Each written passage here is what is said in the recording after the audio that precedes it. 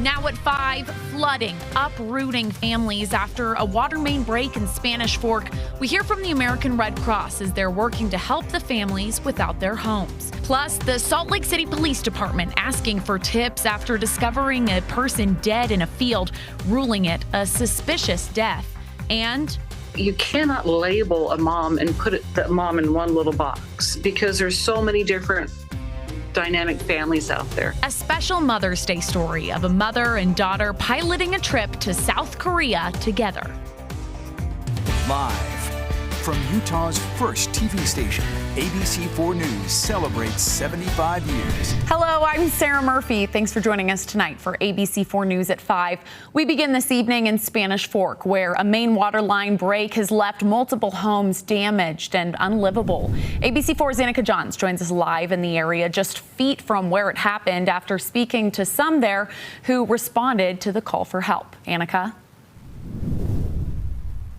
Thanks, Sarah. Spanish Fork officials say that while working on a traffic project in the area, a contractor accidentally punctured a hole in one of the main water lines. In turn, thousands of gallons of pressurized water were released and came up from underneath the road. Spanish Fork Police, Fire, and EMS responded to 800 South and Center Street, but within a matter of seconds, that water overtook the area. 7 homes were flooded and 3 others have minor water damage. The American Red Cross is currently working on helping 2 of the families displaced by this flooding.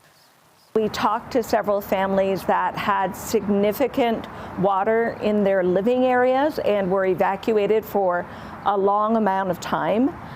We were able to provide them assistance for lodging, food, and certain resources, clothing and that kind of thing, to get them to their next long-term resource. I spoke to a few in the area who live here, and while they asked to remain off camera, they did tell us that at this point, they don't really know what to do. They don't know who to call or reach out to help get this issue resolved. Reporting live in Spanish Fork, Annika Johns, ABC4 News. Thank you, Annika. In Salt Lake, police are asking for your help. This morning, they found a body dead in a field. It was about a block west of the Little America Hotel in downtown Salt Lake. Police say the person was dead when they got there, and they haven't released that person's name.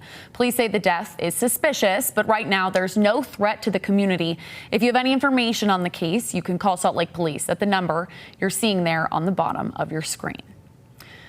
The Utah State Prison is running back on normal operations after a prisoner fight broke out, causing a lockdown. It happened Saturday night in the restricted housing unit. Utah Corrections say they sent 2 people to the hospital, and doctors are still treating one of them. Now, they say no staff members were injured. Correction officers lifted the lockdown earlier this afternoon, but right now in some prison sections, visiting is still not allowed. And in an update on the Lori Vallow Daybell case, Brandon Boudreau and his family are making a statement on the verdict, according to East Idaho News. Boudreau was married to Daybell's niece, Melanie Pulowski, and was the second witness to testify at the trial.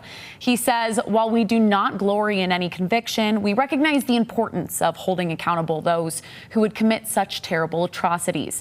Tylee and JJ will be forever missed. They're precious and unique and will always be loved. New at 5, a Park City woman is dead after she fell climbing in Big Cottonwood Canyon Friday night. That woman, 34-year-old Caitlin Brand, was with her 30-year-old climbing partner when a witness saw them both slip and fall. When search and rescue crews got there, they say Brand was dead. Her climbing partner is in the hospital. Police say both climbers did use proper equipment, but they think melted snow is what caused the boulders to shift under them. In a flood watch, parts of Ogden River are overflowing today. So this is a picture, and you're about to see videos right there taken by viewer Kaylee Garrett this morning of the South Fork of the river. So you can see it's running pretty full. Water is overflowing, and in that video, you can see it's even coming up onto the road in some areas. So Ogden city officials say water in the river can move fast. So if you're walking around the area, make sure you stay 15 feet from the water's edge.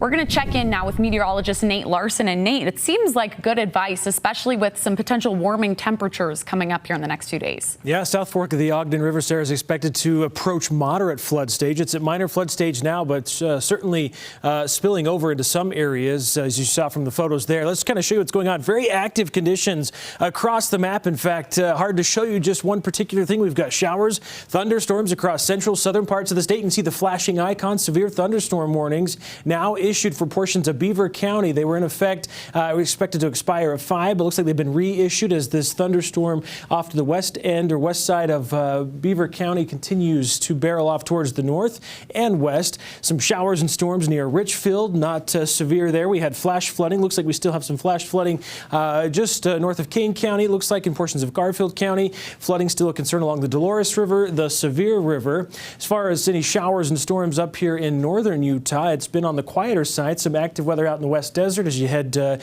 into portions of East Nevada. But our rivers, again, continue to see those flood warnings, if not flood concerns, with higher flow rates as the snow is melting off. Oak City had some showers move through just west of Delta now.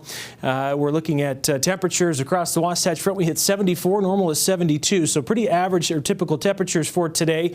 We have managed to squeeze out a little bit of precipitation here at the airport in Salt Lake, but we do have a chance for more on the way. We'll kind of time out what we expect to see into your Mother's Day evening. Details on that full forecast coming up, Sarah. All right. Thank you, Nate. The Urban Bird Festival is flying into Tracy Aviary this weekend and Liberty Park here in Salt Lake City. Now, this weekend celebration is in connection with World Migratory Bird Day. That was yesterday. So people at the festival, they explored the birds and surrounding nature with things like bird care staff talks, garden tours, and more. One of the event coordinators sharing what the aviary has to offer.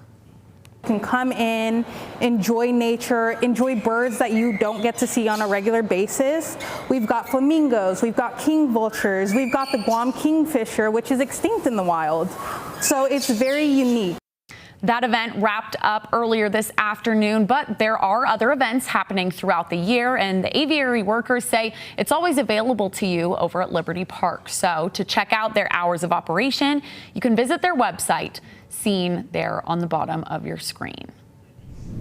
It's now the third and final day of the Kilby Block Party, one of Salt Lake City's biggest music events. Now, we've shown you what organizers say it takes to put the festival together and interviews with the musicians, but they also say there's much more to the festival. There's food, art, and all the vendors. Lori Sartain, owner of Sparks Permanent Jewelry, you're seeing some of that jewelry right there, is one of them. She shared her craft with us at this year's block party. So it's pretty simple. You first just choose your chain, and then I custom size it to the wrist, and then it's a quick zap for a weld, and you've got your chain on forever. So if you're not able to make it to the Kilby Block Party this year as it's wrapping up tonight and you still want your own permanent jewelry, Sartain has a studio in Salt Lake you can visit, and she also does pop-ups and private parties. So to learn more or to book an appointment, you can visit her Instagram you just saw there on your screen. And coming up here on ABC4 News at 5, in national politics, Ron DeSantis courts Iowa voters ahead of what seems like a likely presidential announcement. All right, and a look at Red Cliffs Lodge in Moab. Look at that. There's a thunderstorm off towards the east. Tracking the latest details on the forecast, how long this active weather is going to stick around. Details coming up after the break.